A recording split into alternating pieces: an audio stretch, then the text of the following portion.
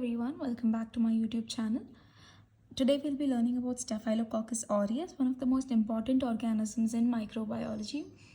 So coming to the type of infections Staphylococcus aureus causes, it can range anywhere between a simple skin infection like say folliculitis to something very dire, right?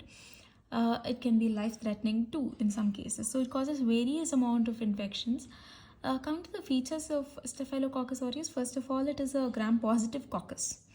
And the arrangement is in grape-like fashion. It is catalase positive, coagulase positive, also facultative anaerobe. It is non-motile, non-sporing. And coming to its features on nutrient agar, it is going to be forming golden yellow colonies, and on blood agar, it is beta hemolytic colonies, right? And then coming to the virulence factors. So what are the virulence factors causing all of these varied amount of manifestations that are going to be occurring with Staphylococcus infections? Is first of all, we have the cell wall factors. That is, we have peptidoglycan and teichoic acid.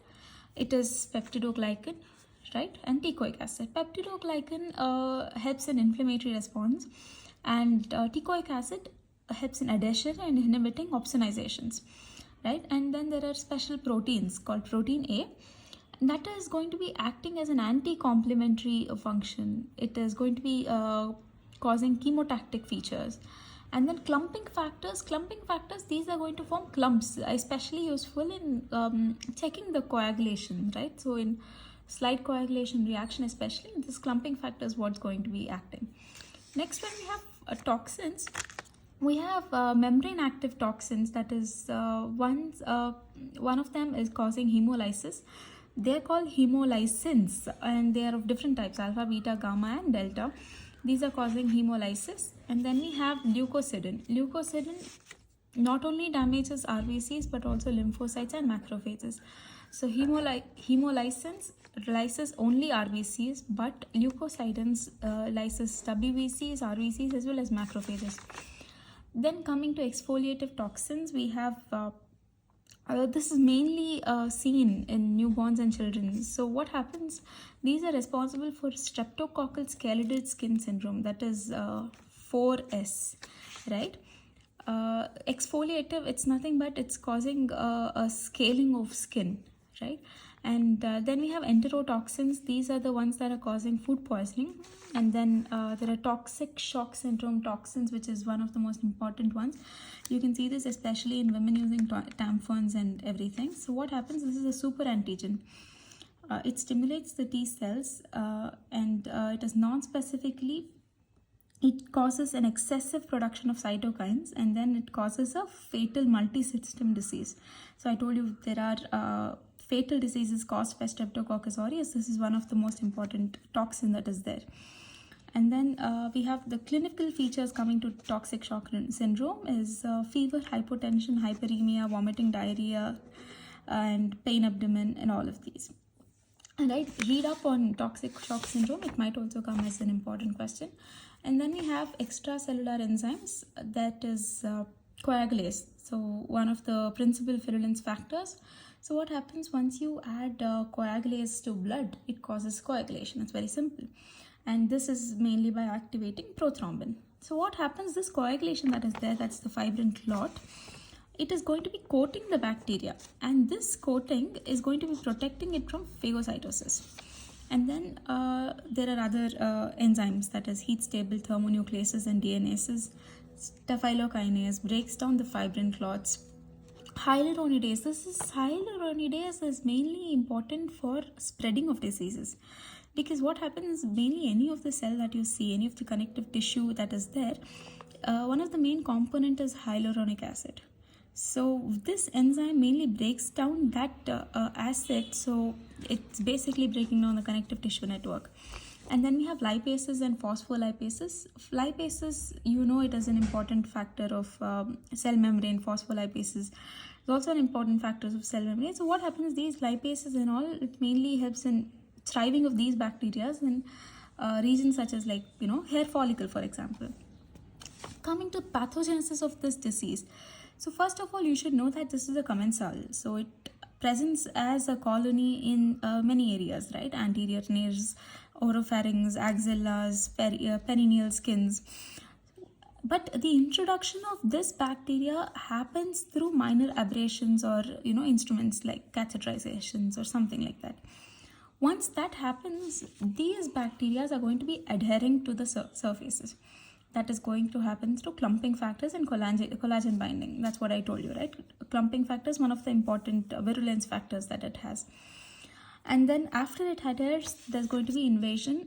That is by producing proteases, lipases, thermonucleases, hyaluronases. So all of these enzymes help in invasion of these, and the spread is mainly the metastasis of this bacteria is mainly through blood, right? And then aviation of host defense mechanisms. So what happens? Anti-phagocytic mechanisms, and that is mainly because of protein A and mucocapsules, microcapsules, and then there is inhibiting of leukocyte migration because of inhibitory proteins and intracellular survivals. Next, coming to clinical features of Staphylococcus aureus, it is a toxin mediated and non-toxin mediated, both types of infections are also there. Healthcare and community associated infections are there. So coming to what happens, like I told you, from minor skin and soft tissue infections, it can also cause like life-threatening systemic infections. Coming to lab diagnosis, main important aspect. So first of all, collection of sample depends on the lesion. If it can either be pus or wound swab, sputum, midstream urine, blood, feces, vomitus, nasal swab. Feces and vomitus is mainly only during food poisonings, right? And then when we do a direct smear microscopy of this, we can see pus cells as well as gram-positive cocci in clusters.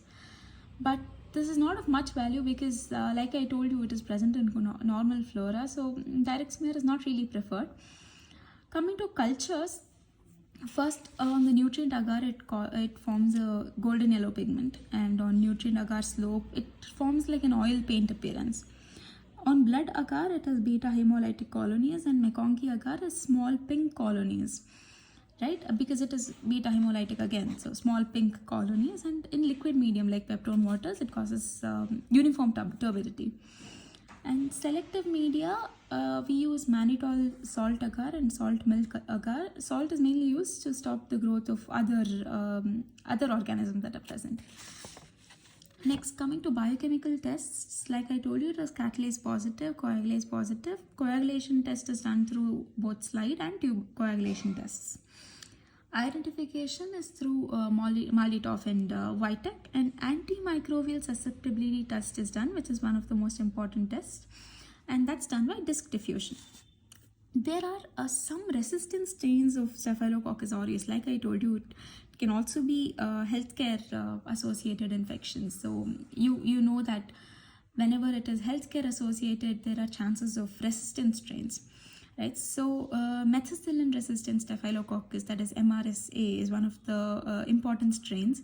So what happens, there is a protein called PBP, that is the protein for cell wall synthesis. Like we know, beta lactams bind to the, they mainly destroy the cell wall.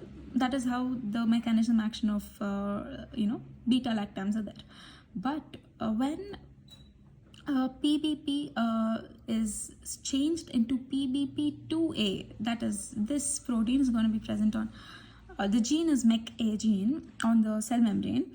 So what happens, the altered PBP2A has less affinity for beta lactams. So as a result, what happens, beta lactams won't have any action on these. So the risk factors for these are mainly poor hygiene, close contact, contamination, or all. And coming to detection of MRSAs, we have disc diffusion using cefoxitin. And cefoxitin is for any beta-lactam antibiotic. When we're checking the disc diffusion, we generally use this. And then PCR is done to detect the MECA gene, and latex agglutination to check the protein, right, PBP2A. So what treatment, the alternative treatment that is used in these kinds of resistant strains, obviously we cannot be using beta lactams anymore, so we use vancomycin. That is the main drug of choice. In beta lactams too, some are useful, that is the higher versions of those. But generally, the drug of choice is used as, vancomycin, right? So thank you so much for watching.